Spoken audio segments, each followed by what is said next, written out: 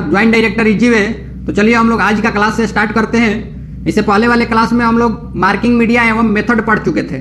ठीक, अलग अलग मार्किंग की विधि और अलग अलग मार्किंग मीडिया के बारे में पढ़ चुके थे हम लोग। आज हम लोग एक नया चैप्टर स्टार्ट करते हैं जिसका नाम है सपोर्टिंग टूल। अब सपोर्टिंग टूल का मतलब क्या है?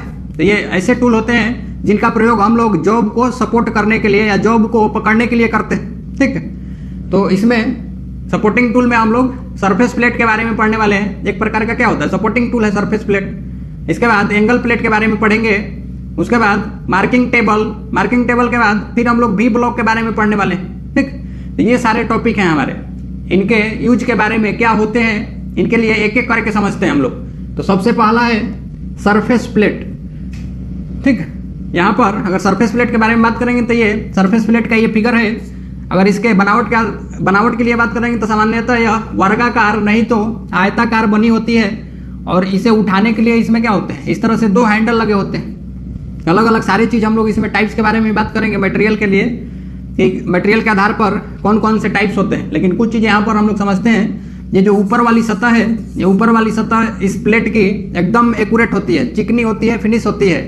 सबसे पहले क्या करते हैं, इसे बनाने के लिए कास्टिंग कर लेते हैं, ढलाई कर लेते हैं शेप में, जैसा सरफेस प्लेट चाहिए आयताकार या वर्गाकार। उसके बाद इसके सतह को, ये साइड को और सतह को क्या कर लेते हैं, एक्यूरेट मशीनिंग कर लेते हैं। मशीनिंग मतलब फालतू की जो धातु है उसको मशीन के ऊपर ले जा करके और फिनिश करके क्या करते हैं, फालतू की धातु को काट करके हटा लेते हैं। फिर सुपर फिनिशिंग प्रोसेस के लिए एक्यूरेसी में इसके सतह को बनाने के लिए हम लोग क्या करते हैं, तो इसको स्क्रैप कर लेते हैं। खुरचानी एक टूल है, उसके द्वारा क्या कर लेते हैं, स्क्रैप करके और एकदम परिशुद्ध बना लेते हैं, एक्यूरेट। स्क्रैपर के द्वारा हम लोग क्या करते हैं, जनरली इसके ऊपर अगर हाई स्पॉट है, कहीं ऊंचा भाग है, तो उसको एकदम फ्लैट समतल बनाना है, तो स्क्रैपर के द्वारा धीरे धीरे खुरच करके क्या कर सकते हैं, एक्यूरेट बना सकते हैं। तो इसकी सतह जो होती है एक्यूरेट, फिनिश और मशीन्ड होती है।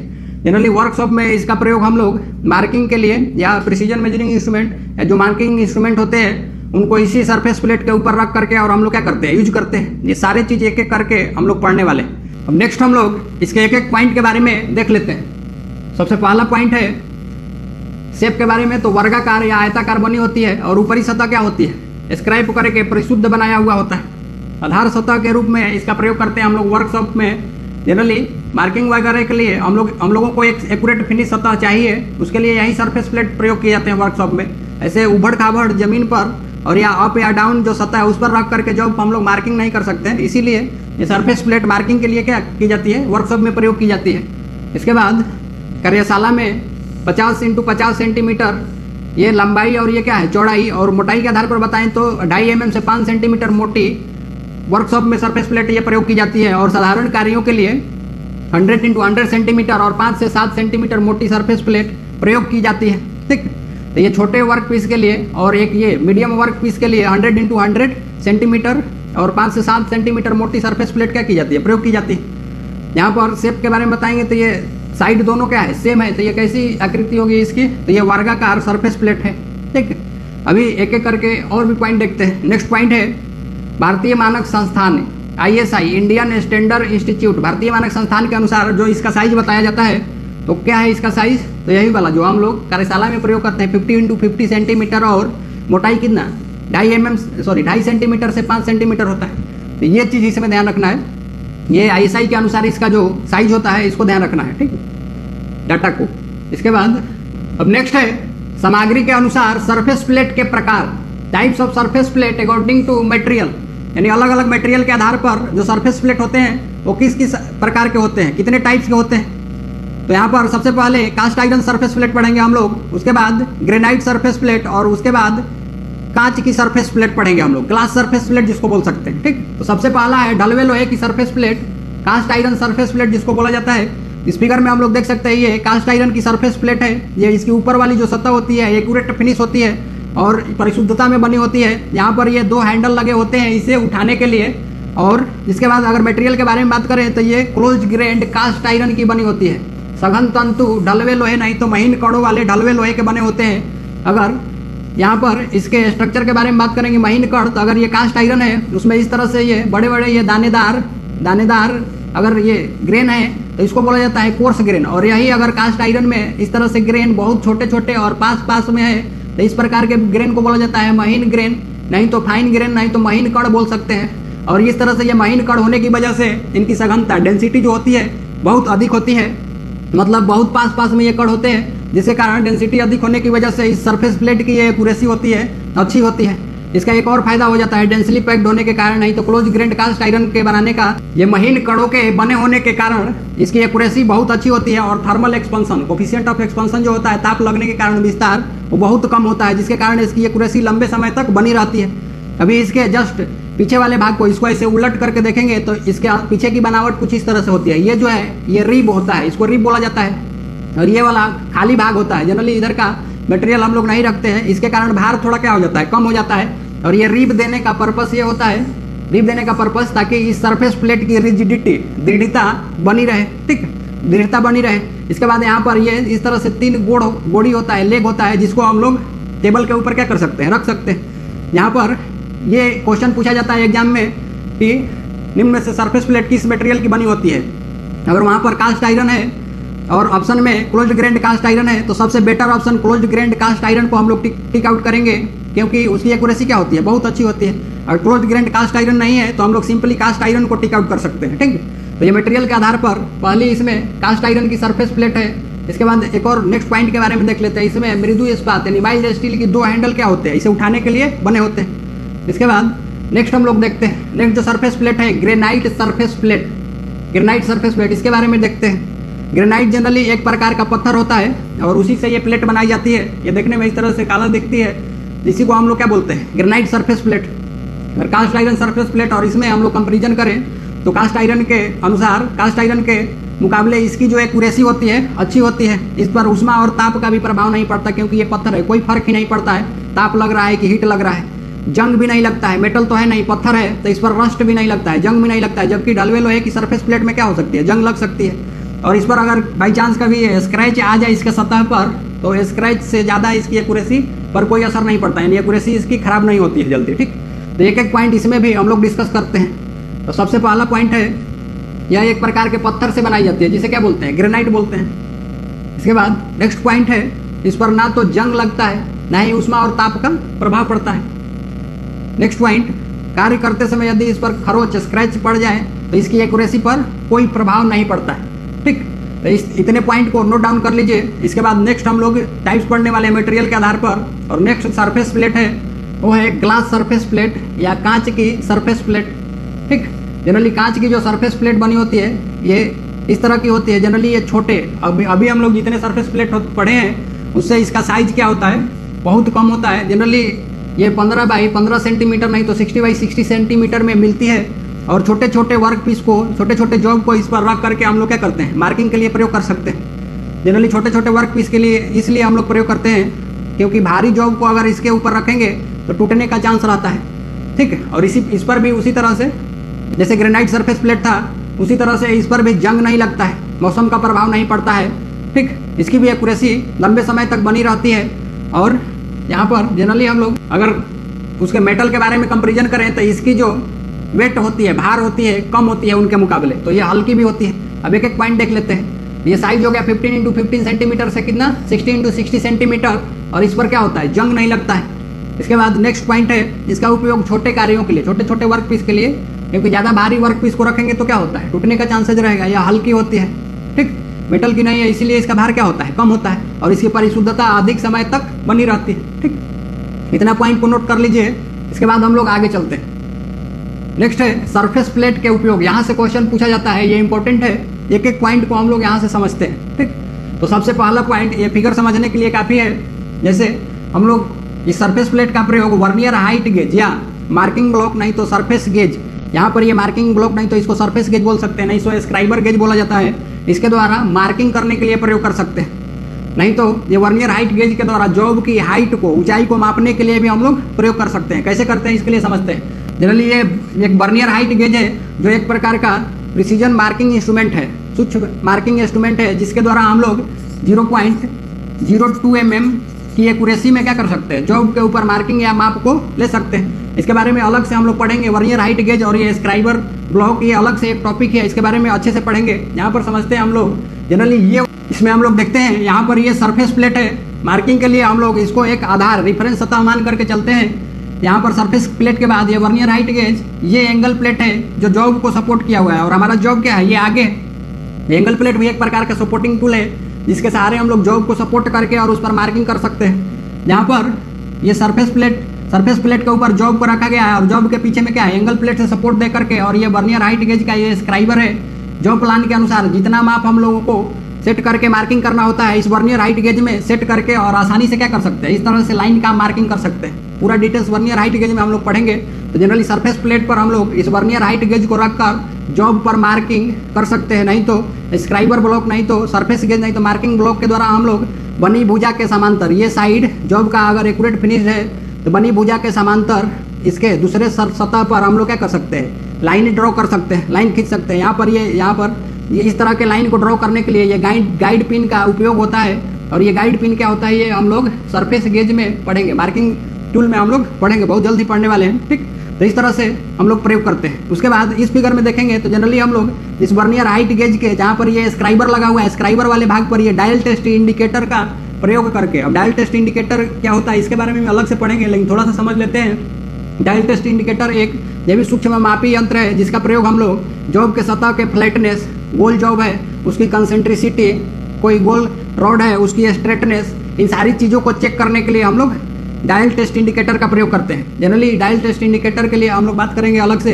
ये राउंड जॉब है, इसकी हम लोग क्या कर सकते हैं, कंसेंट्रिसिटी चेक कर सकते हैं, नहीं तो फ्लैट जॉब है तो उसकी हम लोग क्या कर सकते हैं, चपटेपन को चेक कर सकते हैं। तो इतना पॉइंट है इसमें। इसके बाद और भी पॉइंट है, पहले इनको हम लोग एक एक करके नोट डाउन कर लेते हैं। जैसे इसमें सबसे पहला पॉइंट का, जॉब को रखकर वर्नियर हाइट गेज से क्या कर सकते हैं, मार्किंग, या सरफेस गेज के द्वारा भी मार्किंग कर सकते हैं। जॉब के सही और सीधे किनारे के समांतर इस तरह से ये मार्किंग ब्लॉक से क्या कर सकते हैं, रेखाएं ड्रॉ कर सकते हैं। इसके बाद सरफेस प्लेट पर जॉब को रखकर वर्नियर हाइट गेज की सहायता से माप ली जा सकती है। जॉब की हाइट माप सकते हैं, चौड़ाई माप सकते हैं, ठीक। इसके बाद डायल टेस्ट इंडिकेटर की सहायता से हम लोग क्या कर सकते हैं, इस तरह से जॉब को सही होने की जांच कर सकते हैं, यानी स्ट्रेटनेस, कंसेंट्रिसिटी, फ्लैटनेस की जांच कर सकते हैं, ठीक। इसके बाद नेक्स्ट जो यूज है, सरफेस प्लेट का प्रयोग हम लोग जॉब के फ्लैटनेस को चेक करने के लिए, चपटेपन को चेक करने के लिए भी कर सकते हैं। अब ये कैसे करते हैं, अब इसके लिए थोड़ा सा समझते हैं, जॉब के चपटेपन को कैसे चेक कर सकते हैं। तो जनरली इस प्रकार का है, ये जॉब है वर्कशॉप में, अगर हम लोगों को इसकी सतह की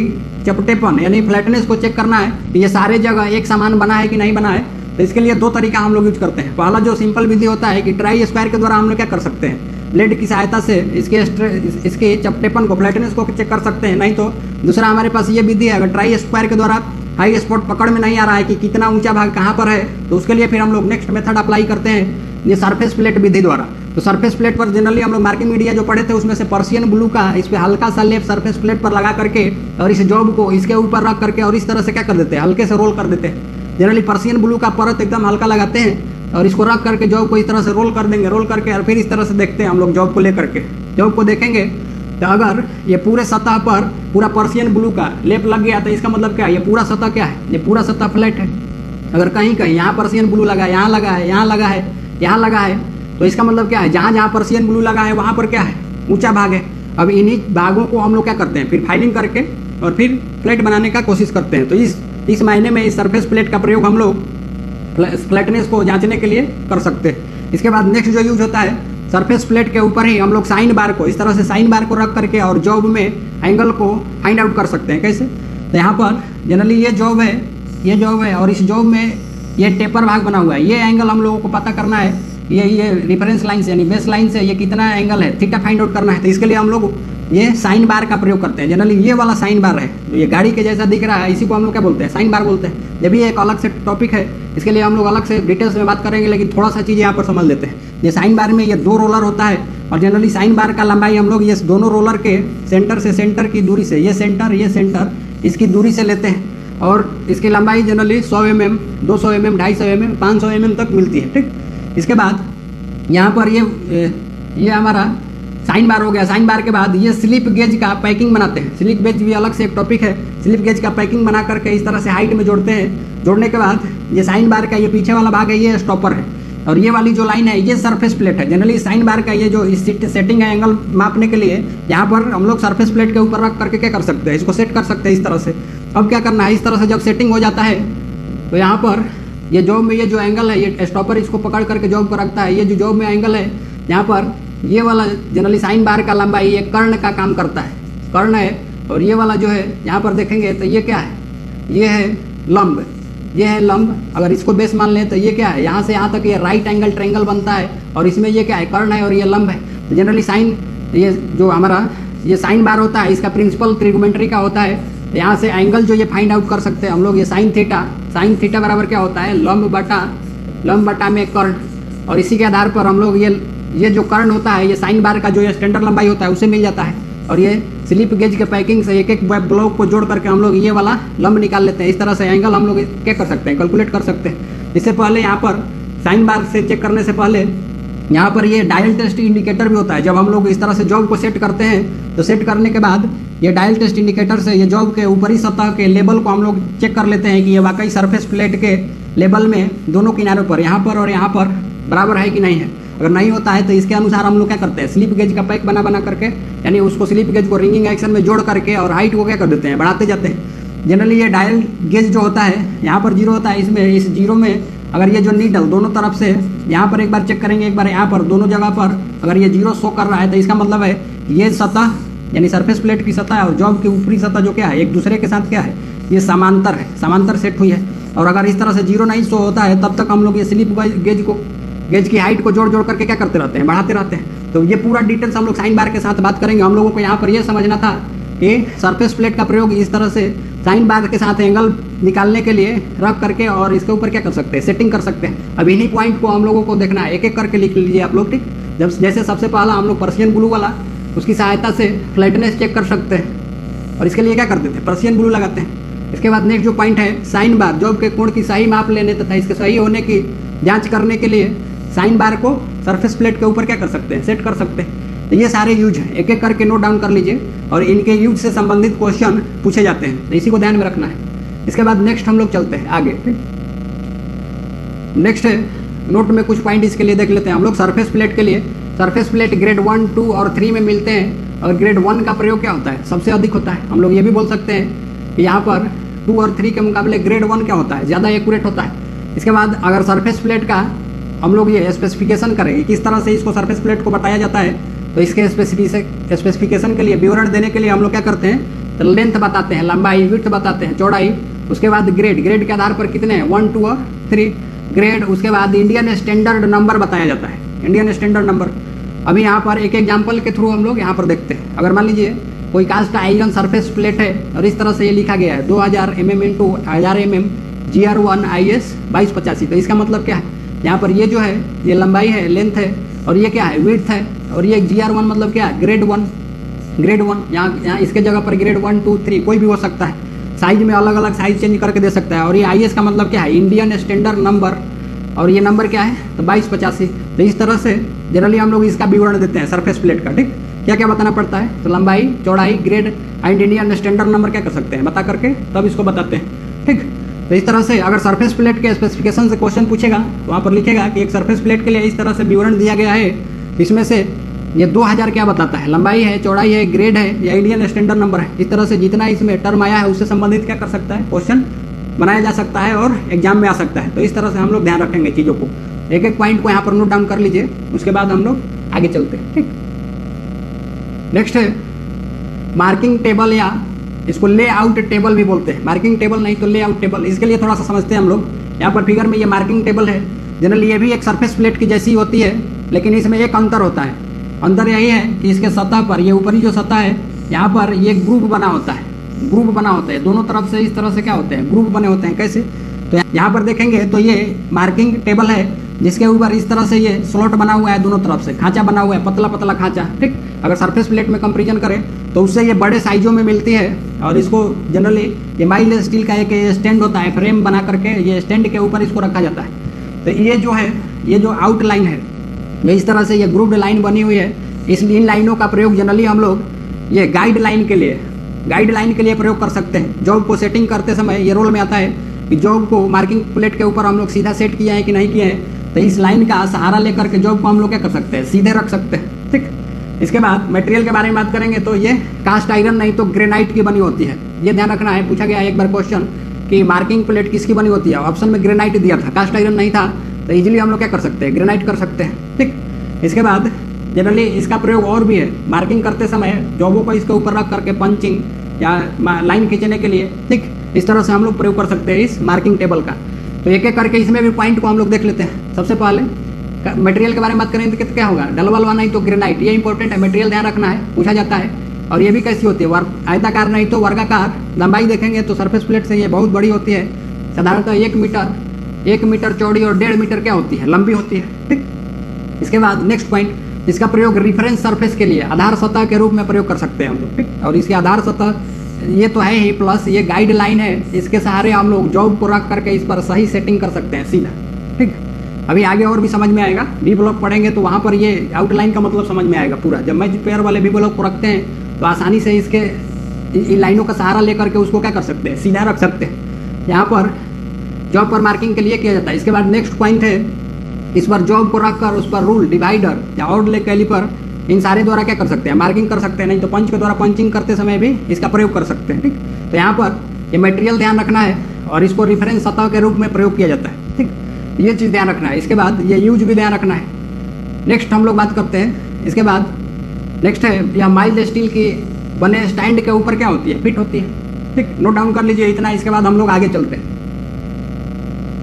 नेक्स्ट है एंगल प्लेट। अब हम लोग एंगल प्लेट के बारे में पढ़ने वाले हैं, ठीक। इसके बारे में एक एक करके समझते हैं। यहाँ पर ये फिगर में एंगल प्लेट दिख रहा है।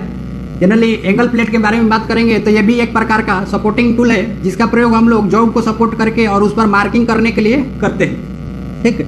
यहाँ पर बनावट में थोड़ा सा देख लेते हैं। जनरली अगर ये एंगल प्लेट के साइज के बारे में बात करेंगे तो जनरली इसका साइज लंबाई, चौड़ाई और ऊंचाई से लिया जाता है। जैसे ये वाला भाग जो है ये क्या है, इसका लेंथ है, ये चौड़ाई है और ये क्या है, हाइट है। तो एंगल प्लेट का साइज लंबाई, चौड़ाई और ऊंचाई से लिया जाता है। यहाँ पर इस फिगर में देखेंगे तो ये एंगल प्लेट की ये 2 सतह होती है इस तरह से, ये सामने वाला सतह और ये नीचे वाला सतह है। और ये दोनों सतह क्या होता है, ये एक्यूरेट फिनिश करके एकदम चिकना बना दिया जाता है। और इसी फेस के आगे में क्या करते हैं, जॉब को सपोर्ट करके और फिर मार्किंग के लिए प्रयोग करते हैं। इसके बाद पीछे की तरफ देखेंगे इस तरह से, तो इसका बनावट ये यहाँ पर ये रिब बना होता है, 2 रिब दिया जाता है। जनरली इस रिब का पर्पस यही होता है, ये जो एंगल, ये जो आधार सतह है एक दूसरे के साथ हमेशा 90 डिग्री पर, ये 90 डिग्री पर बने रहें। क्यों? क्योंकि ये दोनों आधार सतह क्या होते हैं, एक दूसरे के साथ 90 डिग्री पर बने होते हैं। तो लंबे समय के बाद यूज करते करते में भी अगर मान के चलिए रिब नहीं रहेगा तो इसका ये वाला जो सतह है डिस्टॉर्ट हो सकता है, टेढ़ा हो सकता है, थोड़ा पीछे की तरफ झुक सकता है। तो उससे क्या होगा, इस पर अगर हम लोग इस तरह से जॉब को रखेंगे तो इसकी एक्यूरेसी क्या होगी, खराब हो सकती है मार्किंग के टाइम। जितना हाइट पे हम लोग मार्किंग करना चाह रहे हैं उतने हाइट पर में भी नहीं हो सकता है। इसीलिए पीछे में क्या कर देते हैं, रिब दे देते हैं। और फिर रिब का पर्पस ये भी होता है कि इसको हम लोग इस तरह से सरफेस प्लेट के ऊपर पकड़ करके क्या कर सकते हैं, चला सकते हैं, ठीक। तो यहाँ पर मटेरियल के बारे में बात करते हैं। मटेरियल जनरली इसका कास्ट आयरन, नहीं तो और बेस्ट मटेरियल बोलेंगे तो ऑप्शन में क्लोज्ड ग्रेड कास्ट आयरन का बोल सकते हैं, महीन कड़ों वाला, डलवा लोहा, नहीं तो कास्ट स्टील की बनी होती है। स्टील को कास्टिंग करके बनाया जाता है, ठीक। और यहाँ से जो संबंधित क्वेश्चन है जो पूछा जाता है, इसके लिए हम लोग एक एक करके देख लेते हैं। जैसे सबसे पहला क्वेश्चन तो यही पूछा जाता है कि एंगल प्लेट किसकी बनी होती है। ऑप्शन में अगर क्लोज ग्रेड कास्ट आयरन है, महीन कड़ों वाला, ढलवा लोहा, तो सबसे पहले उसी को क्या करेंगे, टिक आउट करेंगे। अगर कास्ट स्टील रहेगा उसके बावजूद भी, ठीक। तो जनरली जब भी मटेरियल पूछा जाए किसी भी चीज़ का तो उसमें कंफ्यूज नहीं होना है। हम लोग हमेशा जो बेस्ट मटेरियल है, जो सबसे अच्छा मटेरियल है, जो सबसे अच्छा मेटल है, उसके आधार पर प्रायोरिटी देंगे, प्राथमिकता देंगे और उसी को ऑप्शन में क्या करेंगे, सबसे पहले टिक आउट करेंगे। तो इसमें क्लोज ग्रेड कास्ट आयरन हम लोग टिक आउट कर सकते हैं, ठीक। इसके बाद एक और क्वेश्चन पूछा जाता है, ये वो क्वेश्चन यही है, ये इसकी जो दोनों ये साइड होती है, नहीं तो ये दोनों फेस जो होता है एक दूसरे के साथ कितना डिग्री पर होता है, तो 90 डिग्री पर। एक बार पूछा था क्वेश्चन कि कोण प्लेट का कोण कितना होता है, एंगल प्लेट। अब ये भी सोचने वाली बात है, हिंदी में कंफ्यूज हो जाता है कुछ लोग, कोण प्लेट का कोण पूछ दिया तो थोड़ा सा ध्यान से सोचना है। कोण प्लेट मतलब क्या, एंगल प्लेट। एंगल प्लेट का एंगल कितना होता है, 90 डिग्री। इजीली टिक आउट कर सकते हैं, नहीं तो कभी कभी सिंपल क्वेश्चन भी गलती हो जाता है। इसके बाद साइज कैसे लेते हैं, तो लंबाई, चौड़ाई और ऊंचाई से लिया जाता है, ये भी पूछ लिया जाता है। और इसमें अगर एग्जांपल के लिए बात करें तो जैसे 175 × 100 × 125, ये क्या है, लंबाई है, ये चौड़ाई है और ये क्या है, ऊंचाई है। तो लंबाई, चौड़ाई और ऊंचाई से इसका साइज लिया जाता है। इतना पॉइंट नोट डाउन कर लीजिए, फिर हम लोग आगे चलते हैं। ये तो अभी इंट्रोडक्शन है। अब हम लोग इसके टाइप्स के बारे में बात करते हैं। एंगल प्लेट के प्रकार, types of angle plate. Angle plate अलग अलग मिलते हैं, जैसे प्लेन एंगल प्लेट, नहीं तो सॉलिड एंगल प्लेट। दूसरा है स्लॉटेड एंगल प्लेट, नहीं तो झिरियों वाली एंगल प्लेट। इसके बाद एडजस्टेबल एंगल प्लेट है और नेक्स्ट है बॉक्स एंगल प्लेट। ये 4 टाइप के एंगल प्लेट हम लोग पढ़ने वाले हैं। तो स्टार्ट करते हैं सबसे पहले प्लेन या सॉलिड एंगल प्लेट से। यहाँ पर इसके लिए देखते हैं प्लेन या सॉलिड एंगल प्लेट। यहाँ पर फिगर में एक एक चीज समझते हैं ध्यान से। ये जो प्लेन या सॉलिड एंगल प्लेट होता है ये पूरा एकदम ठोस होता है, पूरा सॉलिड होता है। और पीछे में इस तरह से क्या होता है, रिब बना होता है। यहाँ पर अलग अलग ये साइज के मिलते हैं, जैसे ये वाला अलग साइज है, ये अलग है, ये अलग साइज है। अलग से हम लोग टेबल में इनके साइज के बारे में बात करेंगे। जनरली यहाँ पर भी देखेंगे तो इस तरह से दो सतह होती है और दोनों सतह को एक दूसरे के साथ कितने डिग्री के कोण पर, 90 डिग्री के कोण पर जुड़ा होता है। और जॉब को यहीं पर रख करके हम लोग क्या करते हैं, मार्किंग के लिए प्रयोग करते हैं। यहाँ पर पीछे में क्या बनी होती है, रिब बनी होती है। तो प्लेन या सॉलिड एंगल प्लेट जो होता है इसकी दोनों सतह या जो साइड होते हैं एक दूसरे के साथ कितने डिग्री के कोण पर, 90 डिग्री के कोण पर बने होते हैं। इसके बाद नेक्स्ट पॉइंट है, इसमें पीछे क्या बनी होती है, रिब बनी होती है जो एंगल प्लेट को रिजिडिटी, दृढ़ता प्रदान करता है तथा डिस्टॉर्शन से, टेढ़ेपन से भी क्या करता है, बचाता है। टेढ़ेपन के लिए हम लोग इस तरह से भी समझ सकते हैं। सिंपल सा एक एग्जांपल, जैसे केला का पौधा होता है उसमें फल नहीं लगा होता है तो तब तक हम लोग पीछे से कोई बांस वगैरह का नहीं तो लकड़ी का, तख्ते का कोई सपोर्ट नहीं देते हैं। जब उसमें फल लगने लगता है, यानी जिसको कांधी बोलते हैं नहीं तो घौद बोलते हैं, बड़ा इस तरह से कांधी जब फल लगने लगता है तो उसका भार क्या होने लगता है, बढ़ने लगता है ना। भार बढ़ने से वो क्या होता है, धीरे धीरे झुक सकता है, ज़्यादा भार बढ़ेगा तो टूट भी सकता है। तो वही जो पीछे से उससे बचने के लिए हम लोग क्या करते थे, तो करते हैं तो बांस का वहाँ से पीछे सपोर्ट देते थे। उसी तरह से बांस का सपोर्ट देने से क्या फायदा होता है, तो डिस्टॉर्ट होकर के, टेढ़ा होकर के पीछे की तरफ झुके ना, नहीं तो टूटे ना। उसी तरह से यहाँ पर ये रिब बनी होती है जो डिस्टॉर्शन से बचाती है, यानी और डिस्टॉर्शन नहीं होगा, यानी 90 डिग्री पर हमेशा सतह रहेगा तो जब पर मार्किंग करेंगे तो एक्यूरेसी क्या रहेगी, सही रहती है। ठीक, इसके बाद नेक्स्ट एंगल प्लेट में से यह सबसे अधिक प्रयोग की जाती है और दूसरे एंगल प्लेट की अपेक्षा ये क्या होते हैं, सॉलिड एंगल प्लेट जो होते हैं छोटे साइजों में मिलते हैं। अब एक एक पॉइंट को नोट डाउन कर लीजिए, फिर हम लोग आगे चलते हैं। इसके बाद नेक्स्ट है झिर्रियों वाली एंगल प्लेट, जिसको स्लॉटेड एंगल प्लेट बोला जाता है। इसके लिए हम लोग समझते हैं एक एक चीज, यहाँ से भी क्वेश्चन पूछा जाता है, उसके लिए भी डील करेंगे। यहाँ पर फिगर में ये स्लॉटेड एंगल प्लेट है। जनरली इसमें भी ये जो दोनों फेस होता है एक दूसरे के साथ कितना पर होता है, 90 डिग्री के कोण पर होता है, हमेशा ध्यान रखना है। इसमें एक अंतर है, जनरली सॉलिड एंगल प्लेट से ये बड़े साइजों में मिलती है और ये जो सतह है ना, ये दोनों सतह पर इस तरह से झिरी कटा होता है, स्लॉट कटा होता है, आर पार खांचा कटा होता है, इसीलिए इसको क्या बोलते हैं, झिरियों वाली एंगल प्लेट, नहीं तो स्लॉटेड टाइप एंगल प्लेट। इस स्लॉट का दो पर्पस होता है। तो सबसे पहला पर्पस जो मेन पर्पस होता है उसको समझते हैं हम लोग। सबसे पहला पर्पस है ये स्लॉट होने की वजह से, दोनों फेस में स्लॉट होने की वजह से ये इस तरह से हम लोग जॉब को क्या कर सकते हैं, ये क्लैंपिंग बोल्ट को, ये बोल्ट को लगा करके, नट और बोल्ट को लगा करके, ये जॉब है नीचे से, ये जॉब में पैकिंग लगाए हैं, बताते हैं इसका पर्पस। जॉब को इस तरह से ये क्लैंपिंग बोल्ट को ये खांचे में फंसा करके क्या कर सकते हैं, क्लैंप कर सकते हैं। तो जनरली स्लॉट का पहला पर्पस यही होता है, क्लैंपिंग बोल्ट को फंसा करके और फिर जॉब को क्या कर सकते हैं, पकड़ सकते हैं, बांध सकते हैं या क्लैंप कर सकते हैं। तो पहला क्वेश्चन पूछा था कि स्लॉटेड एंगल प्लेट का, स्लॉटेड एंगल प्लेट में जो स्लॉट होता है, जो झिरी होती है, उसका मेन पर्पस क्या होता है। तो मेन पर्पस क्लैंपिंग बोल्ट को फंसाने के लिए, इंग्लिश में ऑप्शन बनाता है to accommodate the clamping bolt. ठीक, तो इस तरह से हम लोगों को ऑप्शन को क्या करना है, टिक आउट करना है। पहला पर्पस तो ये है। दूसरा एक नॉमिनल पर्पस होता है कि इस तरह से स्लॉट काटने की वजह से वहाँ का मटेरियल हट जाता है, जिसके कारण इसका भार थोड़ा क्या हो जाता है, कम हो जाता है। तो सबसे प्राइमरी पर्पस को हमेशा ध्यान रखना है और फिर उसी के आधार पर क्या करना है, टिक आउट करना है। तो यहाँ पर कुछ इस तरह से इस फिगर में भी देख सकते हैं हम लोग, जैसे ये एंगल प्लेट में दोनों तरफ खांचा बना हुआ है, ये नीचे वाला फेस, ये आगे वाला फेस। तो इस तरह से हम लोग ये क्लैंपिंग बोल्ट को फंसा करके और ड्रिलिंग के लिए भी प्रयोग कर सकते हैं। जैसे ड्रिलिंग मशीन का ये टेबल है और टेबल में हम लोग इससे पहले पढ़े हैं ना, क्या होता है, टी स्लॉट होता है। वहाँ पर क्लैंपिंग बोल्ट को नहीं तो टी बोल्ट को फंसा करके और ये एंगल प्लेट का ये वाला जो भाग है, यहाँ पर बोल्ट को डाल करके इस तरह से एक भाग को क्या कर देंगे, फिक्स कर देंगे। दूसरा भाग ये है, दूसरा सतह ये है, इस पर भी क्या है, इस तरह से खांचा बना हुआ है, यही जॉब है। जनरली जो यहाँ पर दिख रहा है इस तरह से पकड़ा हुआ जॉब, यही जॉब यहाँ पर है। ये व्यू अलग है, यहाँ से देखेंगे तो ये फ्रंट व्यू है और इसी को अगर यहाँ से देखेंगे और इसको बोलते हैं अगर कि ये साइड है, तो साइड व्यू में कुछ यही दिखेगा, एक प्लेन फिगर में, 2D फिगर में इसी तरह से दिखेगा ना। यहाँ पर ये एक बोल्ट दिखेगा, ये वाला, ये तो दिखेगा ही नहीं। ठीक, तो यही फिगर सेम फिगर है, नीचे में ये पैकिंग है और यहाँ पर ये क्या है, ये जॉब है। जॉब को हम लोग इस तरह से बांधे हैं, इस तरह से बांधे हैं। और जॉब में अगर हम लोगों को ड्रिलिंग करना है, ये ड्रिलिंग मशीन का स्पिंडल है और स्पिंडल में ये ड्रिल है। हम लोग ड्रिलिंग मशीन के स्पिंडल में ड्रिल को इस तरह से नीचे की तरफ दबाव दे करके, फीड दे करके क्या कर सकते हैं, इसमें पूरा आर पार होल्स कर सकते हैं। यहाँ पर ये पैकिंग जनरली हम लोग अगर इसमें जॉब में आर पार होल करना होता है तो पैकिंग नीचे से लकड़ी का लगा देते हैं, ताकि जब ड्रिल करते होल करते करते यहाँ पर आए तो लकड़ी में क्या हो जाए, आर पार होल करने के बाद थोड़ा सा घुस जाए। तो ये पैकिंग का प्रयोग करते हैं। तो इस तरह से जनरली हम लोग ये स्लॉटेड एंगल प्लेट का प्रयोग जिस तरह से जॉब को पकड़कर मार्किंग करने के लिए, नहीं तो उसमें कोई और मशीनिंग ऑपरेशन करना है, ठीक है, तो उसके लिए भी प्रयोग कर सकते हैं। जैसे यहाँ पर ये ड्रिलिंग करना था तो इस तरह से ये जुगाड़ू उपाय लगा करके क्या कर सकते हैं, हम लोग प्रयोग कर सकते हैं। और ये क्लाइंपिंग बोल्ट इस खांचे में हम लोग इस तरह से क्या कर सकते हैं, पकड़ सकते हैं। तो इस तरह से आप लोगों को समझ में आया होगा। फिगर को ध्यान में रख करके, अच्छे से फिगर को समझ करके एक एक पॉइंट को अब हम लोग देख लेते हैं। यहाँ पर जितना भी इससे संबंधित पॉइंट है सारा डिस्कस कर चुके हैं, नोट डाउन कर लीजिए। जैसे पहला पॉइंट गिरिया कटी होती है। स्लॉट का उपयोग किसके लिए होता है? क्लैंपिंग बोल्ट को फंसाने के लिए। पॉइंट इंपॉर्टेंट है, क्लैंपिंग बोल्ट को फंसाने के लिए यहीं से पूछा जाता है क्वेश्चन, ठीक। इसके बाद नेक्स्ट क्वेश्चन है, या प्लेन एंगल प्लेट की अपेक्षा बड़े साइजों में मिलती है, इनका साइज क्या होता है? उनसे बड़ा होता है। नोट डाउन कर लीजिए। नेक्स्ट हम लोग चलते हैं। नेक्स्ट है एडजस्टेबल एंगल प्लेट। इसके लिए थोड़ा सा समझते हैं यहाँ पर।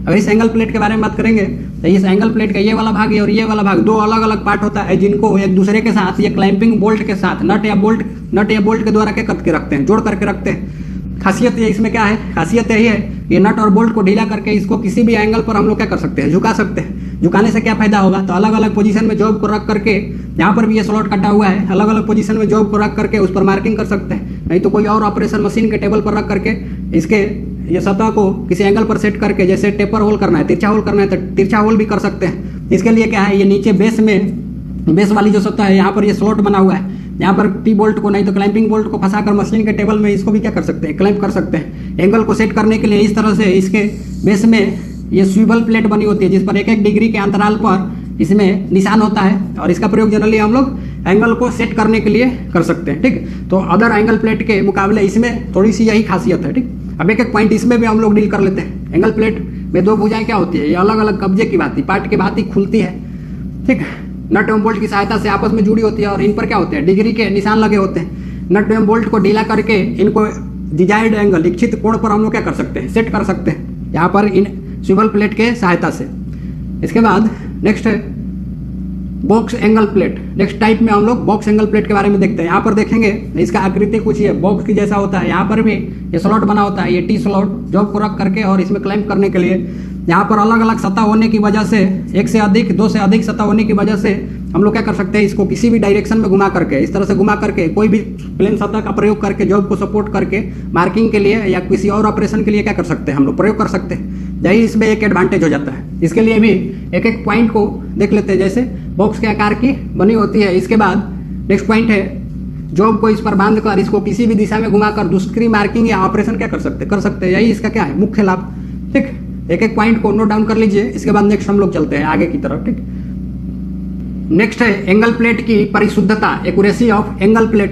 परिशुद्धता के आधार पर जो एंगल प्लेट होती है वो ग्रेड 1 और ग्रेड 2 में मिलती है। ध्यान रखना है, ये भी क्वेश्चन पूछा जाता है, एंगल प्लेट कितने ग्रेडों में मिलती है? तो ग्रेड 1 और grade 2। Grade 1 angle plate grade 2 की अपेक्षा क्या होती है? अधिक परिशुद्ध होती है।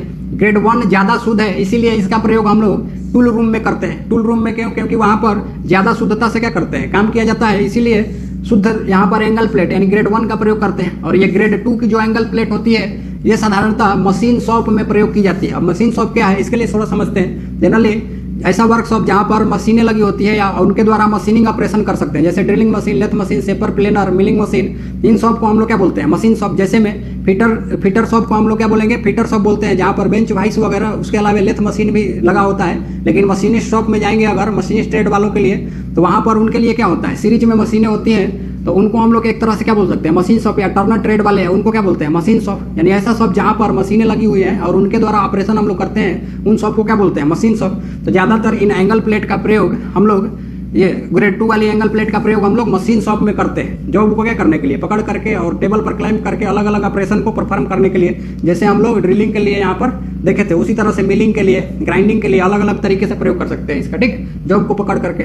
इसके बाद नेक्स्ट है एंगल प्लेट के विभिन्न size, different size of angle plate. अलग अलग साइज के आधार पर ये नंबरों में बटे होते हैं। जैसे ये 1 से लेकर के 10 नंबर तक बटे होते हैं। और 10 नंबर वाला जो एंगल प्लेट है उसकी साइज बताएंगे। जनरली एंगल प्लेट का साइज लंबाई, चौड़ाई और ऊंचाई से लिया जाता है। और ये सारा जो डाटा है ये mm में है। 10 नंबर सबसे बड़ी होती है, फिर 9 नंबर क्या? थोड़ा छोटा। इसी तरह से जैसे जैसे नीचे की तरफ आएंगे 1 नंबर की तरफ, तो ये क्या होता है? सबसे छोटा। ये पूरा साइज है इस तरह से, ये इसी तरह से समझना। ऐसा नहीं कि जो बड़ा है उसको हम लोग लंबाई लिए और जो छोटा है उसको चौड़ाई, और फिर इस तरह से नहीं। इसी तरह से हम लोगों को सीरीज में जैसे जैसे है यहाँ पे लंबाई, चौड़ाई और ऊंचाई इसी तरह से लेना। ये लंबाई, ये चौड़ाई और ये ऊंचाई है। यहाँ पर ये लंबाई, ये चौड़ाई और ये ऊंचाई, लंबाई, चौड़ाई और ऊंचाई, लंबाई, चौड़ाई और ऊंचाई, इसी तरह से ये लेना है, अपने से चेंज नहीं करना है। जनरली यहाँ पर हम लोगों को ये समझना है, ये पूरा ये टेबल चाटना नहीं है, चाट भी नहीं सकते हैं, ठीक, क्योंकि ये लेंथी पड़ जाएगा। इस तरह के क्वेश्चन ज्यादातर एग्जाम में नहीं पूछे जाते हैं। हम लोगों को ये समझना है कि साइज नंबर के आधार पर ये जो एंगल प्लेटें हैं साधारणतः ये ग्रेड 2 के लिए, जो हम लोग ग्रेड 2 जो जिसका प्रयोग हम लोग मशीन शॉप में करते हैं, उन्हीं के लिए साइज निर्धारित होता है। और जो टूल रूम में ग्रेड 1 की एंगल प्लेट होती है, टूल रूम में होती है, उनमें साइज वेरिएशन अधिक नहीं होते हैं। ये ग्रेड 2 वाली एंगल प्लेट है उनका ये साइज है, ठीक। Only for grade 2 angle plate. तो 10 नंबर सबसे बड़ा और 1 नंबर क्या होता है, सबसे छोटा। इस तरह से ध्यान में रखना है। फैक्चुअल क्वेश्चन पूछा जा सकता है, जैसे जैसे एंगल प्लेट का साइज नंबर बढ़ता है, यानी 1 से इधर जाएंगे तो इनका एंगल प्लेट का साइज क्या होता है, यानी लंबाई चौड़ाई और ऊंचाई क्या होता है, बढ़ता है घटता है बराबर रहता है, इस तरह से ऑप्शन दे सकता है। इसके लिए ध्यान रखिए। ज़्यादा इच्छा है तो एक बड़ा वाला और एक सबसे छोटा वाला साइज याद कर लीजिए। एक बार सेमेस्टर एग्जाम में पूछा था, ये जो 5 नंबर साइज वाली जो एंगल प्लेट होती है वो उसका साइज कितना होता है, ये सेमेस्टर के एग्जाम में पूछा था। लेंदी क्वेश्चन वहाँ हो गया, ठीक। तो उसके लिए हम लोग कर सकते हैं, लेकिन कॉम्पिटेटिव एग्जाम में इस तरह से क्वेश्चन आते नहीं। अगर आ भी गए तो याद है तो कर सकते हैं, नहीं तो छूट जाता है, ठीक।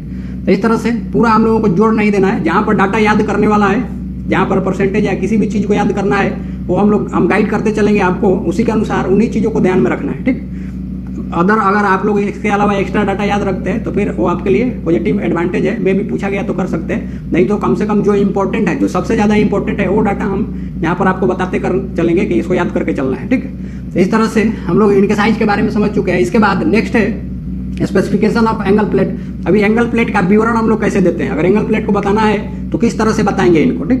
तो एंगल प्लेट को बताने के लिए इसका हम लोग प्रयोग करते हैं। तो एंगल प्लेट का साइज, नंबर, ग्रेड तथा इंडियन स्टैंडर्ड नंबर का प्रयोग किया जाता है। जनरली IS नंबर, ये सारे चीज़ों को बताया जाता है। इसके बाद अगर एग्जाम्पल के लिए बात करें, जैसे में पहला एग्जाम्पल, अगर साइज नंबर 6, ये अलग अलग जो टेबल में हम लोग बात किए थे, तो साइज नंबर 6 है, उसमें से जो एंगल प्लेट की साइज है 1 से 10 जो पढ़े थे, साइज नंबर 6 है और उसका ग्रेड 1 है और ये बॉक्स एंगल प्लेट है। तो इसको किस तरह से बताया जाता है, तो यहाँ पर हम लोग इसको इस तरह से बताएंगे कि बॉक्स एंगल प्लेट 6, उसके बाद GR1 और IS 623। ये 6 का मतलब क्या है, तो ये क्या है, साइज नंबर है ना, ये साइज नंबर है। ये GR1 का मतलब क्या है, ग्रेड 1 की है। ग्रेड के आधार पर कितने थे, ग्रेड 1 और ग्रेड 2। और IS का मतलब क्या है, इंडियन स्टैंडर्ड नंबर, और ये कुछ भी नंबर हो सकता है, 623, ठीक है। इसी तरह से एक नेक्स्ट एग्जाम्पल के लिए हम लोग बात करते हैं। नेक्स्ट एग्जाम्पल है B में साइज नंबर 2। अगर दो नंबर साइज वाली एंगल प्लेट है और ग्रेड 2 है, तो इसको किस तरह से बताया जाता है, तो इसको हम लोग इस तरह से बताएंगे, एंगल प्लेट 2 ग्रेड 2, उसके बाद IS 623। यहाँ पर ये प्लेट 2 मतलब क्या है, ये साइज नंबर है ना, साइज नंबर क्या है, 2, साइज नंबर 2। उसके बाद ग्रेड 2 और IS कितना है, 623। तो इस तरह से हम लोग इजीली क्या कर सकते हैं, बता सकते हैं। एक एक पॉइंट को नोट डाउन कर लीजिए, फिर हम लोग आगे चलते हैं। मेन इस पर फोकस करना है, इस तरह से एग्जाम्पल दे करके। और किसी के बारे में पूछ लिया, अगर 6 के बारे में पूछ लिया कि एंगल प्लेट के लिए क्या बताता है, तो हम लोग इजीली बोल सकते हैं ये क्या है, साइज नंबर है। नोट डाउन कर लीजिए, आगे चलते हैं। नेक्स्ट है B ब्लॉक। इसमें सपोर्टिंग टूल में नेक्स्ट है B ब्लॉक। यहाँ से भी क्वेश्चन पूछा जाता है, इसके लिए हम लोग डिस्कस कर लेते हैं। सिंपल सा ये B ब्लॉक है। B ब्लॉक हम लोग इसलिए बोलते हैं क्योंकि इसमें B आकार का क्या होता है, खांचा बना होता है, और ये खांचे का कोण जो होता है ये 90 डिग्री होता है। तो सबसे पहला क्वेश्चन तो यही पूछ लिया जाता है, B ब्लॉक में B ग्रुप का जो कोण होता है कितना एंगल पर होता है, तो ये 90 डिग्री का एंगल पर होता है। और जब भी B की बात आए तो हम लोग किसके लिए प्रयोग करते हैं, तो गोल जॉब को सपोर्ट करने के लिए, गोल जॉब को रख करके उस पर मार्किंग करने के लिए। एक एक पॉइंट इसमें समझते हैं, एक एक फिगर के थ्रू। यहाँ पर देखेंगे तो ये स्लॉट होता है, ये स्लॉट का प्रयोग जनरली हम लोग इस तरह से ये यू क्लाइंप का प्रयोग करके इसमें फंसा करके क्लाइंपिंग करने के लिए करते हैं। अब यहाँ पर इस फिगर में समझते हैं, गोल जॉब को सपोर्ट करने के लिए जनरली इस B ब्लॉक का प्रयोग किया जाता है। तो यहाँ पर ये जो B ब्लॉक है, ये मल्टीप्लाई पेयर वाले B ब्लॉक है। आगे टाइप में हम लोग बात करते हैं, यहाँ पर गोल जॉब को यानी राउंड शाफ्ट है, इसको हम लोग सपोर्ट कर दिए। सपोर्ट करने के बाद ये यू क्लाइंप है, यू क्लाइंप मतलब ये यू आकार की बना हुआ क्लाइंप है। यहाँ पर ये लेग है, ये लेग को इस ग्रुप में फंसा देते हैं। फंसाने के बाद ये जो रॉड होता है, स्क्रू रॉड होता है, इसको हम लोग जॉब पर रख करके क्या कर देते हैं, टाइट कर देते हैं। जॉब पर इसका रॉड का निशान ना है, इसके लिए यहाँ इसके नीचे में क्या लगाते हैं, पैकिंग लगा देते हैं, इस पर निशान ना है। और यहाँ पर इस तरह से ड्रिलिंग मशीन के टेबल के ऊपर इसको नीचे से भी इस ग्रुप में अलग से क्लैंप लगा करके, क्लैंप करके और आसानी से ये ड्रिल मशीन पर ड्रिल के द्वारा क्या कर सकते हैं, ड्रिलिंग कर सकते हैं। आर पार इस जॉब में क्या कर सकते हैं, ड्रिलिंग कर सकते हैं। इस तरह से B ब्लॉक का प्रयोग ये जॉब को सपोर्ट करने के लिए, सपोर्ट करके उस पर ड्रिलिंग करने के लिए। नहीं तो इस तरह से B ब्लॉक के ऊपर जॉब को रख करके, गोल जॉब को रख करके और मार्किंग के लिए, मार्किंग मतलब गोल जॉब का सेंटर लगाना, ये सारे। तो गोल जॉब का सेंटर नहीं लगाने के लिए, निकालने के लिए जनरली हम लोग मार्किंग ब्लॉक या स्क्राइबिंग ब्लॉक का प्रयोग करते हैं। इसके लिए हम लोग अलग से पढ़ेंगे, एक टॉपिक ही थोड़ा सा समझ लेते हैं। जैसे ये गोल जॉब है तो यहाँ पर हम लोग क्या करते हैं, B ब्लॉक में इसको रख करके, उसके बाद ये जो मार्किंग ब्लॉक का ये जो है या स्क्राइबिंग ब्लॉक का ये स्क्राइबर है, ये स्पिंडल होता है, ठीक है, ये बेस है। तो यहाँ पर इसके स्पिंडल के ऊपर इस स्क्राइबर को हम लोग क्या कर देते हैं, हाइट सेट कर देते हैं। यहाँ पर ये जो जॉब है यहाँ पर हाइट सेट कर देते हैं, माप करके नहीं सेट करते हैं। ये जॉब के सतह के नीचे ऊपर नहीं करते हैं, नहीं तो ऊपर में क्या हो जाएगा, हवा में मार्किंग हो जाएगा। तो जनरली हम लोग यहाँ पर सेट करके और फिर क्या करेंगे, इस तरह से फर्स्ट लाइन को क्या करते हैं, काटते हैं। काटने के बाद अभी ये जिसको तो हम लोग गोल गोल नहीं घुमा सकते हैं, तो ये बी ब्लॉक में जॉब को ही क्या करते हैं, गोल घुमाते हैं। अगर इस सतह पर मार्किंग हो गया तो फिर इस तरह से घुमा करके यहाँ पर इस तरह से लाइन ड्रॉ करते हैं। एक बार जब हाइट सेट कर दी है स्क्राइबर में तो बार बार छेड़छाड़ नहीं करना है, उसी हाइट से क्या करना है, मार्किंग करते जाना है 4 पॉइंट। फिर इसको जॉब को घुमाकर इधर मार्किंग करेंगे, फिर जॉब को घुमाकर इधर मार्किंग करेंगे। इसके बाद ये जो 4 पॉइंट मिलेगा कटिंग पॉइंट, इनको आपस में इस तरह से जोड़ने के बाद ये राउंड जॉब का क्या मिलता है, सेंटर मिलता है। ठीक, तो इस तरह से हम लोग मार्किंग के लिए भी जॉब को सपोर्ट करने के लिए ये भी ब्लॉक का प्रयोग कर सकते हैं। ठीक, तो जनरली इसके बारे में और डिटेल्स में बात करेंगे वहाँ पर मार्किंग ब्लॉक जब पढ़ेंगे। अभी थोड़ा सा इसके बारे में समझें। जो यहाँ तक आप लोगों को समझ में आया होगा, इसी पॉइंट को हम लोगों को लिखना है। जैसे फर्स्ट पॉइंट गोलाकार जॉब पर क्या कर सकते हैं, मार्किंग कर सकते हैं। मशीनिंग क्रिया जैसे यहाँ पर ड्रिलिंग कर सकते हैं, इसी तरह से जॉब को यहाँ पकड़ करके मिलिंग कर सकते हैं, मिलिंग मशीन पर, ग्राइंडिंग मशीन में ग्राइंडिंग कर सकते हैं, फिनिशिंग ऑपरेशन कर सकते हैं। ठीक,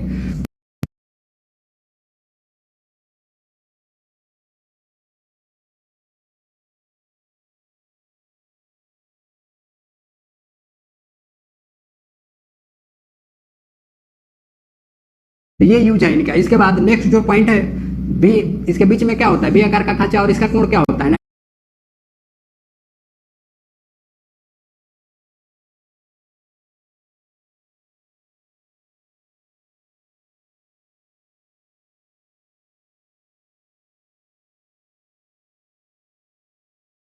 नाइन्टी डिग्री। ये चीज ध्यान रखना है। ठीक, ये पूछा गया क्वेश्चन है, ये यूज भी ध्यान रखिए। इसके बाद नोट डाउन कर लीजिए इतना चीज। इसके बाद आगे चलते हैं। नेक्स्ट है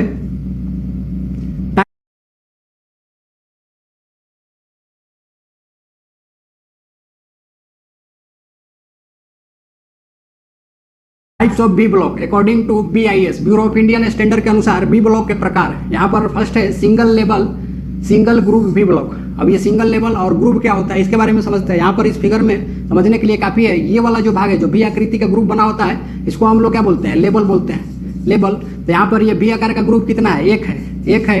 और यहाँ पर ये वाला साइड में जो बना हुआ है ये आयताकार स्लॉट, नहीं तो वर्गाकार स्लॉट, नहीं तो वर्गाकार ग्रुप, नहीं तो आयताकार ग्रुप, इसको हम लोग क्या बोलते हैं, ग्रुप बोलेंगे। ठीक, तो जनरली यहाँ पर ये सिंगल भी है, यानी लेवल क्या होगा 1, तो इसीलिए क्या बोलेंगे, सिंगल लेवल, सिंगल लेवल। और ग्रुप में कितना, तो सिंगल ही है, तो single level single group B block. ठीक, इसके बाद नेक्स्ट टाइप है single level double group B block. नाम से नहीं तो ये फिगर से जनरली इनका नाम हम लोग डिफाइन कर सकते हैं। यहाँ पर ग्रुप तो ये बी ग्रुप क्या है, एक ही है, लेकिन क्लाइंपिंग वाला जो ग्रुप है ये कितना है, 2 है। तो ये सिंगल लेवल, एक बी ग्रुप है तो लेवल क्या हो जाएगा 1, और ये 1 और एक क्या, ये 2 ग्रुप है, तो क्या बोलेंगे, सिंगल लेवल और डबल ग्रुप बी ब्लॉक। तो फिगर के थ्रू आसानी से हम लोग क्या कर सकते हैं, इसको समझ सकते हैं। इसके बाद नेक्स्ट है double level single group B block. यहाँ पर लेवल के लिए बात करेंगे तो ये 2 भी बना हुआ है ऊपर में और ये नीचे में, और ग्रुप कितना है, ये 1 है, ये भी कितना 1 और 2, तो डबल लेवल हो गया ना, डबल लेवल। और ग्रुप कितना, सिंगल ग्रुप। और इन ग्रुप का प्रयोग जनरली हम लोग किसके लिए करते हैं, तो क्लाइंप को फंसाने के लिए, जैसे यू क्लाइंप इससे पहले देखे थे। ठीक, ये क्वेश्चन पूछा हुआ है जनरली इसी तरह के। ये वाला फिगर दिया हुआ था, ये UPPCL अभी 2021 का एग्जाम हुआ है, उसमें पूछा गया था कि ये चित्र में दिखाई गई ये जो बी ब्लॉक है इसका नाम क्या है। आसानी से ये जो इसको फिगर ध्यान में होगा आसानी से क्या कर सकते हैं, ये क्या है, double level single group B block. इसी तरह से ये सारा ऑप्शन में दिया हुआ था। फिर एक मैच्ड पेयर भी था, उसके लिए भी आगे देखते हैं। तो आसानी से हम लोग क्या कर सकते हैं, टिक आउट कर सकते हैं। इतना नोट डाउन कर लीजिए, फिर हम लोग आगे चलते हैं। अब नेक्स्ट है मैच्ड पेयर बी ब्लॉक। ये जो पेयर है, मैच्ड का मतलब क्या, जोड़ा। ठीक है, ये जो बी ब्लॉक है ये जोड़े में मिलते हैं इस तरह से, जैसे ये वाला और ये वाला जोड़े में सेम एक्यूरेसी वाले, सेम परिशुद्धता वाले और सेम साइज के होते हैं। और इनको कैसे पहचाना जाता है, तो जो बनाने वाला है, जो मैन्युफैक्चरर है या जो उत्पादन करता है, वो इनको पहचानने के लिए कोई नंबर या लेटर दे देता है। जैसे ए लिख दिया इस पर, तो इस पर भी क्या लिखेगा, ए। अगर इस पर अलग रहेगा कोई साइज का तो उस पर बी लिख दिया तो इस पर भी क्या लिखेगा, बी, यानी दोनों पर सेम। नहीं तो नंबर लिखा मान लीजिए 10, तो इस पर भी क्या लिखेगा, 10। ये 10 इस तरह से हम लोग पेयर में इनको पहचान सकते हैं आसानी से। जनरली लंबे चौड़े जो जॉब होते हैं, जैसे इस प्रकार का, जैसे ये वाला बड़ा जॉब है, इसको सपोर्ट करके बी ब्लॉक पर और ये यू क्लाइंप के द्वारा इस तरह से क्लाइंप करके और जॉब के ऊपर मार्किंग करना है, नहीं तो ड्रिलिंग करना है। इससे पहले हम लोग फिगर में देखे हैं, ड्रिलिंग करना है, होल करना है। तो लंबे चौड़े जॉब को सपोर्ट करने के लिए, नहीं तो उन पर मार्किंग करने के लिए किसका प्रयोग किया जाता है, ये मैच्ड पेयर बी ब्लॉक प्रयोग किया जाता है। खास करके जनरली इनका प्रयोग मार्किंग करते समय, इस तरह से बड़े जॉब होते हैं तो ये मार्किंग टेबल या जो लेआउट टेबल होता है जिसमें इस तरह से लाइनें बनी होती है, उस पर रख करके और इजीली मार्किंग कर सकते हैं। कैसे, तो ये बी ब्लॉक वाला, ये दूसरा मैच्ड पेयर वाला इस तरह से रखेंगे तो इन लाइनों का, जैसे यहाँ पर रखे हुए हैं, तो यहाँ पर ये बी ब्लॉक और ये यहाँ पर ये बी ब्लॉक, ये वाली बी ब्लॉक की सतह, ये वाली सतह और इस लाइन को आपस में टच करके और फिर यहाँ पर क्या कर सकते हैं, इसको भी बराबर टच करके और सीधा सेट कर सकते हैं। तो गाइड ये जो लाइनें होती है मार्किंग टेबल के ऊपर, ये किसके लिए काम करती हैं, तो ये रेफरेंस के लिए, वहाँ पर रेफरेंस लेकर के गाइड लाइन लेकर के और जॉब को क्या कर सकते हैं, सीधा एकदम मार्किंग टेबल के ऊपर सेट कर सकते हैं और सेट करने के बाद क्या कर सकते हैं, मार्किंग कर सकते हैं। तो ये सारा यूज होता है ये मैच्ड पेयर बी ब्लॉक का। तो एक एक करके यहाँ पर पॉइंट देखते हैं, पेयर में मिलते हैं और समान एक्यूरेसी वाले होते हैं और इनको कैसे बताते हैं, अक्षर नहीं तो संख्या के द्वारा। और ब्लॉक सेट का प्रयोग किसके लिए करते हैं, तो लंबे शाफ्ट को मशीन बेड अथवा मार्किंग टेबल पर सहारा देने के लिए मशीन बेड के ऊपर रख करके क्या कर सकते हैं, मशीनिंग ऑपरेशन कर सकते हैं। और ऑपरेशन किस पर डिपेंड करेगा, ये वो किस प्रकार की मशीन है, ड्रिलिंग मशीन है तो ड्रिलिंग करेंगे, ग्राइंडिंग है तो ग्राइंडिंग करेंगे, मिलिंग मशीन है तो मिलिंग करेंगे। ठीक, इसके बाद इतना पॉइंट नोट डाउन कर लीजिए, फिर हम लोग आगे चलते हैं। नेक्स्ट है बी ब्लॉक विथ क्लैंप। ये जो अभी बी ब्लॉक है ये BIS के अनुसार नहीं है, ये एडिशनल है बी यूज के अनुसार। बी ब्लॉक विथ क्लैंप, यहाँ पर ये जो बी ब्लॉक है इसके साथ सेम साइज का इसका क्लैंप भी आता है। ये यू क्लैंप, इसके ग्रुप में फंसा करके हम लोग जॉब को क्या कर सकते हैं, पकड़ सकते हैं। ये यू क्लैंप है। जनरली इसके लिए जुगाड़ू उपाय लगा करके हम लोग इस तरह से ड्रिलिंग भी कर सकते हैं। ये फिगर समझते हैं ध्यान से, जैसे यहाँ पर समझेंगे, ये वाला जो है ये ड्रिलिंग मशीन का टेबल है, ये ड्रिलिंग मशीन का टेबल है। यहाँ पर ये ड्रिल चक है, ये मशीन का स्पिंडल है और इसमें क्या करके रखे हैं, ये ड्रिल को पकड़ करके रखा गया है। इसके बाद ये जो ड्रिलिंग मशीन है ये उसका पिलर है। इसके बाद यहाँ पर देखेंगे ये बी ब्लॉक है और ये वाला जॉब है, ये व्हाइट वाला जो दिख रहा है फिनिश्ड जॉब है। और फिनिश्ड जॉब के ऊपरी सतह को बचाने के लिए यहाँ पर एक पैकिंग लगा दिया गया है लकड़ी का, ताकि ये जो क्लैंप वाला ये स्क्रू रॉड है ये डायरेक्ट इसके जॉब के सतह पर ना आए, नहीं तो क्या हो जाएगा, निशान आ जाएगा ना। तो बना बनाया फिनिश्ड जॉब क्या हो सकता है, खराब हो सकता है। इसलिए यहाँ पर क्लैंपिंग दे दिया। यहाँ पर होल करना है तो हम लोग क्या कर सकते हैं, इसके फीड हैंडल को, ड्रिलिंग मशीन के फीड हैंडल को नीचे की तरफ दबाव दे करके और क्या कर सकते, होल को कर सकते हैं। ठीक, तो यहाँ पर नेक्स्ट हम लोग देखते हैं ये भी ब्लॉक में ये भी ग्रुप बना हुआ है, ये तो जॉब को सपोर्ट कर दिया है। बी ग्रुप का प्रयोग ये जुगाड़ू उपाय लगा करके ये जो क्लैंप है इसमें फंसा करके ये नट बोल्ट के द्वारा मशीन के टेबल में जोड़ करके क्या कर दिया, फिक्स कर दिया गया। तो इस तरह से ये मैच्ड पेयर ये बी ब्लॉक विथ क्लैंप है। तो जॉब को यहाँ पर रख करके क्लैंप करके और मशीन के टेबल के ऊपर पकड़ करके अलग अलग ऑपरेशन जैसे ड्रिलिंग वगैरह, नहीं तो मिलिंग शेपिंग वगैरह कर सकते हैं, नहीं तो ग्राइंडिंग कर सकते हैं। तो ये यूज है। ये फिगर समझ में आया होगा। इससे संबंधित एक एक पॉइंट को हम लोग इस तरह से देख सकते हैं फिगर के थ्रू। नेक्स्ट जो ब्लॉक है मैग्नेटिक ब्लॉक, इसमें देखते हैं। जनरली ये जो ब्लॉक होती है बी ब्लॉक, इसका प्रयोग हम लोग इसके लिए करते हैं, ड्रिलिंग ग्राइंडिंग नहीं तो मार्किंग के लिए करते हैं। इसमें क्या होता है, अलग से कोई भी क्लैंप वगैरह लगाने की आवश्यकता नहीं होती है। जॉब को पकड़ने के लिए अलग से कोई साधन नहीं लगाते हैं। तो फिर क्या करते हैं, तो इसके अंदर में ये चुंबक होता है। चुंबक को ये ऑन ऑफ यानी एक्टिव करने के लिए, ऑफ करने के लिए, यानी चुंबक को एक्टिव करने के लिए और इनएक्टिव करने के लिए यहाँ पर ये स्विच होता है।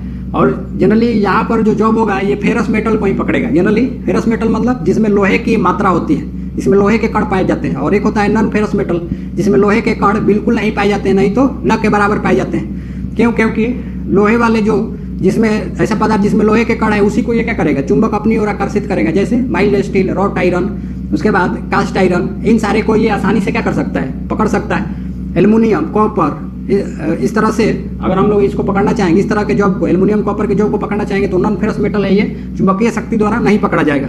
जैसे यहाँ पर ये देख सकते हैं ये जॉब को पकड़ा गया, ये बी ब्लॉक है। बी ब्लॉक में ये राउंड जॉब को रख करके इसको हम लोग ये स्विच के द्वारा क्या कर दिया, ऑन कर दिया। ऑन करने के बाद यानी इसके चुंबक को क्या कर दिया, एक्टिव कर दिया। एक्टिव करने के बाद ये फेरस मेटल है, ये भी चुंबक है इसके अंदर, तो जॉब को क्या कर लेगा, ग्रिपिंग के साथ पकड़ लेता है। जनरली हल्के कामों के लिए ज़्यादा ग्रिपिंग नहीं मिलता है, कम फीड और डेप्थ ऑफ कट दे करके ड्रिलिंग वगैरह, ग्राइंडिंग, मार्किंग वगैरह आसानी से कर सकते हैं। जैसे यहाँ पर ये वर्नियर हाइट गेज के द्वारा मार्किंग किया जा रहा है। जॉब के सेंटर निकालने के लिए हम लोग इसका प्रयोग कर रहे हैं। मार्किंग के लिए ये वर्नियर हाइट गेज के द्वारा इसको रख करके कोई भी क्लैंप की आवश्यकता नहीं है, चुंबकीय शक्ति के द्वारा इसको क्या कर लिया गया, पकड़ा गया है। और आसानी से फिर हम लोग क्या कर सकते हैं, मार्किंग कर सकते हैं, नहीं तो ड्रिलिंग, ग्राइंडिंग और ये मार्किंग कर सकते हैं। एक बार क्वेश्चन पूछा गया कि मैग्नेटिक बी ब्लॉक का प्रयोग किसके लिए करते हैं, तो मैग्नेटिक बी ब्लॉक का प्रयोग किसके लिए, तो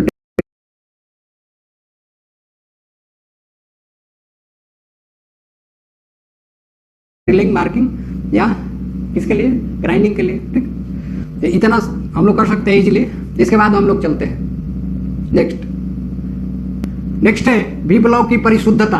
अगर परिशुद्धता के आधार पर बात करेंगे तो जो ये बी ब्लॉक होती है ये दो ग्रेडों में मिलती है, ए एवं बी ग्रेड। ए ग्रेड जो होती है उसका मटेरियल और लंबाई ध्यान में रखना है, और बी ग्रेड का मटेरियल और लंबाई ध्यान रखना है। ठीक, जनरली ए ग्रेड का जो बी ब्लॉक होता है उसका मटेरियल उत्तम क्वालिटी का स्टील होता है, यानी हाई क्वालिटी स्टील होता है, और उसकी लंबाई जो होती है 100 mm होती है, 100 mm। और जो बी ग्रेड का बी ब्लॉक होता है वो होता है closed grade grey cast iron का, और उसकी जो लंबाई होती है ये 300 mm होती है, 300 mm। तो ये लंबाई और मटेरियल इनका इंपॉर्टेंट है। एक एक करके पॉइंट को इसमें हम लोग देख लेते हैं। जैसे ए एवं बी ग्रेड में, उसके बाद ए ग्रेड बी ब्लॉक अति परिशुद्ध उत्तम स्टील के, हाई क्वालिटी स्टील के, हार्ड एवं टेम्पर्ड करके, और फिर क्या होते हैं ग्राइंड करके रखे होते हैं। ग्राइंड मतलब एक्यूरेट फिनिश करके, चिकनी करके बनाई जाती है। और साधारणतः इसकी लंबाई कितनी होती है 100 mm लंबाई होती है, 100 mm लंबाई तक मिलती है। तो ये लंबाई ध्यान में रखना है, ठीक। इसके बाद बी ग्रेड के बी ब्लॉक ए ग्रेड के बी ब्लॉक की अपेक्षा क्या होते हैं, कम परिशुद्ध होते हैं। ये जो बी ग्रेड के बी ब्लॉक है ये ए ग्रेड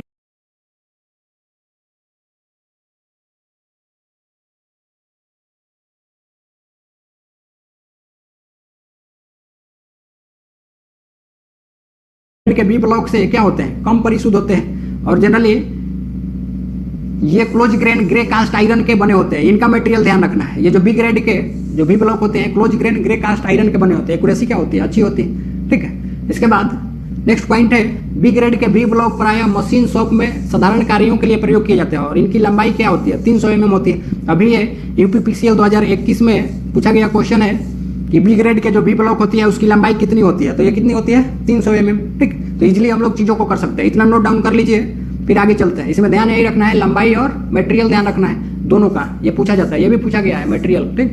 तो दोनों इंपॉर्टेंट है, नोट डाउन कर लीजिए, आगे चलते हैं। नेक्स्ट है स्पेसिफिकेशन या डेजिग्नेशन ऑफ बी ब्लॉक। किस तरह से विवरण हम लोग देते हैं। तो विवरण देने के लिए हम लोग समझते हैं यहाँ पर जो बी ब्लॉक होता है उसको मूल साइज, जिसको नॉमिनल साइज बोल सकते हैं, और नॉमिनल साइज में मुख्य रूप से लंबाई लेंथ के लिए बताते हैं, तथा उसमें पकड़े जाने वाले वर्क पीस जो राउंड जॉब है उसके डायमीटर, मिनिमम डायमीटर और मैक्सिमम डायमीटर, न्यूनतम अधिकतम व्यास तथा ग्रेड, कौन ग्रेड है, ए बी में से कौन ग्रेड है, और फिर इंडियन स्टैंडर्ड नंबर द्वारा बताया जाता है। जैसे एक एग्जाम्पल लेते हैं, इसी के द्वारा हम लोग समझते हैं। जैसे मान के चलिए ये एक 50 mm लंबा बी ब्लॉक 5 mm से 40 mm व्यास के बीच के जॉब को पकड़ने में समर्थ है, ठीक।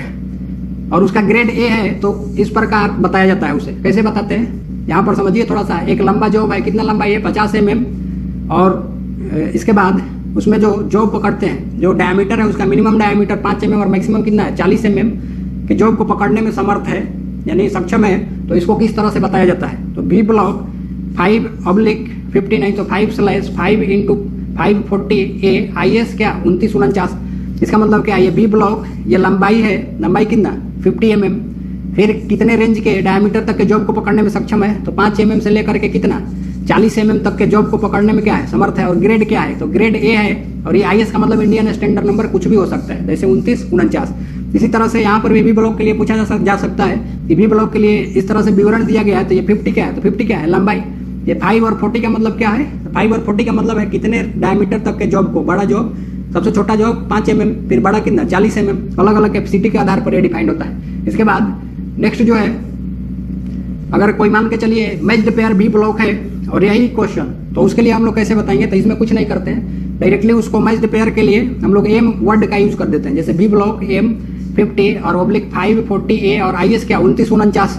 ये एम का मतलब क्या है मैच्ड पेयर, ठीक। एम का मतलब मैच्ड पेयर, तो आसानी से हम लोग बता सकते हैं। इसके बाद अगर बी ब्लॉक क्लैंप वाला है तो उसको कैसे बताएंगे, बी ब्लॉक विथ क्लैंप, तो डायरेक्ट बोल देते हैं इसके नाम के साथ ही बी ब्लॉक विथ क्लैंप, की क्लैंप के साथ है। जैसे यू क्लैंप लगा हुआ हम लोग देखे थे, यू क्लैंप के साथ है, और साइज कितना, तो 50/540, और उसके बाद ग्रेड क्या है, ग्रेड ए है, और IS क्या 2949। तो इस तरह से इजिली हम लोग चीज़ों को समझ सकते हैं। इतना नोट डाउन कर लीजिए, फिर हम लोग आगे चलते हैं, ठीक। नोट डाउन कर लीजिए इसको। अभी नेक्स्ट हम लोग मार्किंग टूल के बारे में पढ़ेंगे। आज हम लोग इसमें इतना ही रहने देते हैं। नेक्स्ट जब हम लोग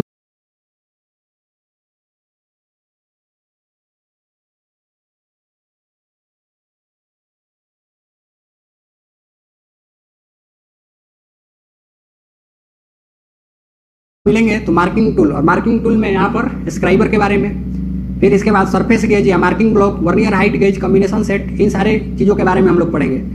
तो इतना चीज़ हम लोग आज रहने देते हैं। नेक्स्ट हम लोग फिर मिलेंगे, तब तक के लिए धन्यवाद।